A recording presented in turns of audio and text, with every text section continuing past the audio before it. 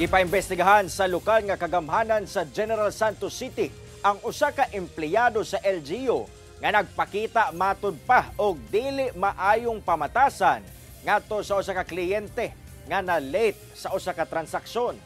Ani ang report ni Efren Mamak.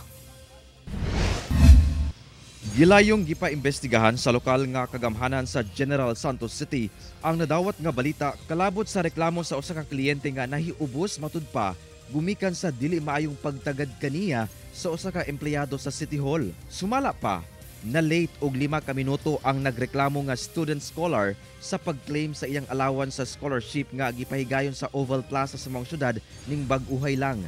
Gumikan niini, nagsinuplada daw kaniya ang usa ka empleyado nga usa sa mga in charge sa payout. Atong giaksyonan, no, kay ang mulo sa usa ka scholar nga na-late lang siya og 5 minutes tapos valid man ang iyang reason.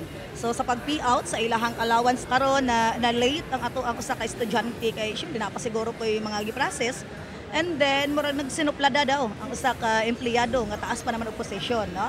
Ginapaabot na sa mga opisyal sa LGU ang tubag sa moong empleyado nga gituoang naka-assign sa City Treasurer's Office. Ginakuhaan pa kini og pahayag.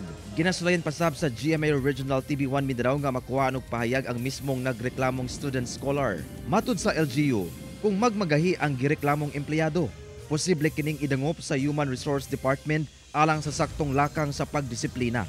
So ingon ako kay City Administrator ipa-imbestigahi para pud makuha nato ang side niya kung unsay reason, no? Kay sama sa akong ginaingon kung naatay problema sa panimalay ayo dala sa tong trabaho, no? Dili na to i-tolerate ingon ana nga pamatasan. Hinuon posibleng isolated case lang ang hitabo. Sanglit sumala sa ubang dunay transaksyon sa City Hall, dunay mga empleyado nga maayo man ang pagtagad sa ilang mga kliyente.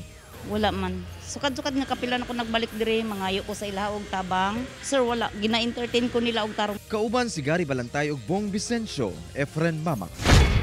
1 Mindanao.